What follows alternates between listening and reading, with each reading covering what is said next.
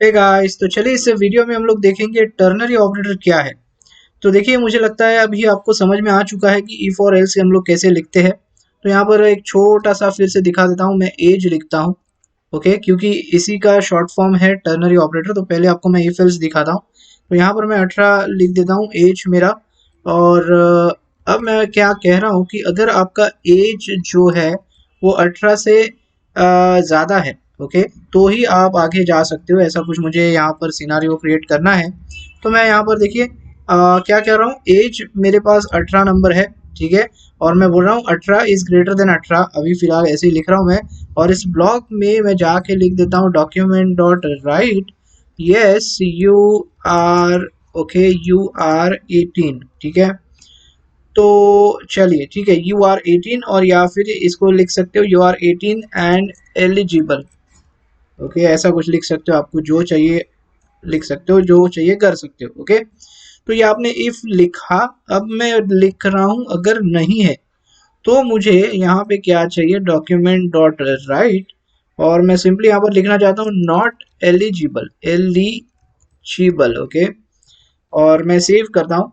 तो देखिए, not eligible आएगा बिकॉज आपने एज 18 डाला है, और यहाँ पर जो कंडीशन लिखी है सिंपली 18 इज ग्रेटर देन 18 लिखा है, क्योंकि ये फॉल्स है।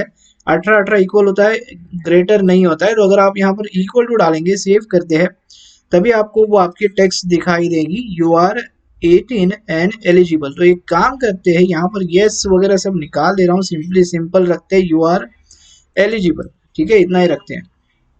ठीक है, क्लियर हो गया। और अगर ये मैं इक्वल निकालता हूँ तो नॉट एलिजिबल। अब टर्नरी टर्नरी ऑपरेटर क्या है, थोड़ा देख लेते हैं। देखिए, इसका शॉर्ट फॉर्म है, शॉर्टकट में, इसको शॉर्टकट में भी आप लिख सकते हो, उसी को कहा जाता है टर्नरी ऑपरेटर। इसको थोड़ा सिंटैक्स देख लेते हैं पहले यहाँ पे। तो ये देखिए, सिंपली पैरेंथेसिस लगानी है, और पैरेंथेसिस के अंदर जो यहाँ पर आपने कंडीशन लगाई है ना, वो कंडीशन आप सिंपली यहाँ पर लगा सकते हो, ठीक है। इसके बाद यहाँ पर एक क्वेश्चन मार्क देना है, और यहाँ पर एक कोलन आएगा, ठीक है, ये कोलन, ठीक है। अब ये क्या करता है, मैं पहले चीज बताता हूँ। देखिए, एज जो आपने कंडीशन लगाई है, मैं से पहले तो कॉपी कर लेता हूँ, यहाँ पर उसको डाल देता हूँ। ठीक है, आपने कंडीशन डाल दी, कोई बात नहीं, अच्छी बात है।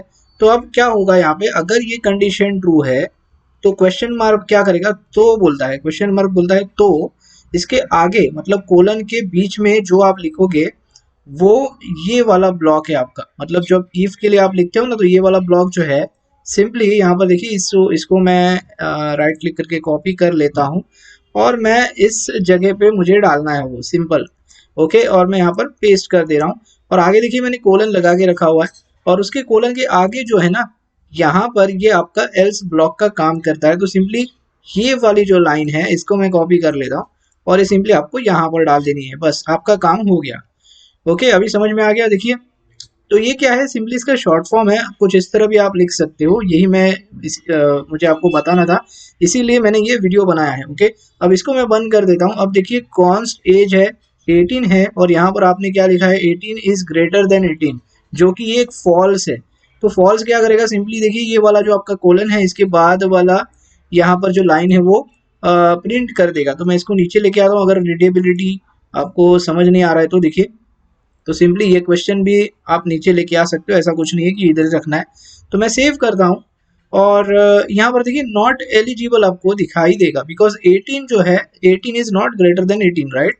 अगर मैं यहाँ पर इक्वल लगा दूँ तो सिंपली क्या हो जाएगा, यू आर एलिजिबल। तो ऐसा भी आप कर सकते हो, और इसी को कहते हैं आपका यहाँ पर क्या है, टर्नरी ऑपरेटर है। टर्नरी ऑपरेटर कुछ इस तरह काम करता है, इस तरह आप लिख सकते हो। ओके गाइस, तो बस मुझे यहाँ पर सिर्फ आपको यही दिखाना था, और थोड़ी सी चीजें करके देख लेते हैं यहाँ पर। देखिए, जैसे मैंने आपसे कहा था, जैसे हमने ऑपरेटर सीखे थे, जैसे लॉजिकल ऑपरेटर्स वगैरह है, तो वो भी आप यहाँ पर यूज कर सकते हो अगर आपको चाहिए।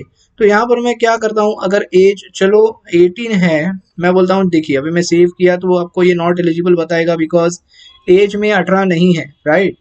तो मैं क्या बोलता हूँ, यहाँ पर और एक कंडीशन आप लगा सकते हो, आपका एज एक तो 18 होना चाहिए, और आप मेल होने चाहिए, ऐसा मैं बोल रहा हूँ। तो मेल के लिए आपको पहले यहाँ पर मैं एक वेरिएबल बना लेता हूँ, जेंडर करके, ठीक है। Gender is equal to male लिखा मैंने स्ट्रिंग में, और यहाँ पर मैं क्या कर सकता हूँ, एंड डाल सकता हूँ, क्योंकि एंड ऑपरेटर हमें याद है, हम लोगों ने सीखा है।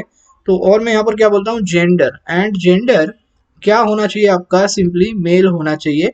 तभी आप आगे जाके यहाँ पर यू आर एलिजिबल प्रिंट कर सकते हो। देखिए मैं सेव करता हूँ, देखिए अभी भी नहीं होगा बिकॉज यहाँ पर जो है ना, ये वाली जो आपकी कंडीशन है ये फॉल्स हो जा रही है।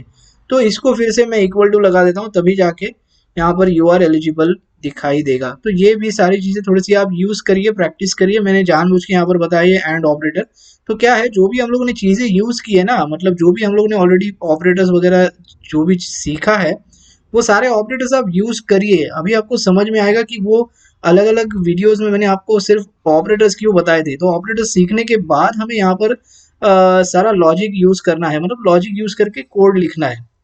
तो अभी मुझे लगता है आपको धीरे धीरे समझ में आता होगा कि यहाँ पर जावास्क्रिप्ट जो है वो कैसे काम करता है। ओके गाइस, तो बहुत छोटी छोटी चीज़ों को मिलाकर हमें यहाँ पर कोड करना होता है, और सिंपली जो हम बोल रहे हैं, जो भी हम हमारे दिमाग में सोच रहे हैं, वो हम लोग हमारी ज़बान से बोलते हैं। और वही चीज़ हमें यहाँ पर सिंपली इंस्ट्रक्शंस देनी होती है कंप्यूटर को कि भैया आपको ये करना है। बस यहाँ पर इसीलिए मैं कह रहा हूँ बार बार, सिर्फ आप कंसेप्ट सीखिए, आपको सारी चीज़ें आसानी से यहाँ पर आप सीख जाओगे। आप कोड करना आसानी से सीख जाओगे। कोडिंग बहुत ही ईजी है, और इसे कोई घबराने की कोई ज़रूरत नहीं है, बस प्रैक्टिस की ज़रूरत है और कंसेप्ट समझने की ज़रूरत है। ओके गाइस, तो बस इस वीडियो में इतना ही, मिलते हैं अगले वीडियो में। Thanks for watching.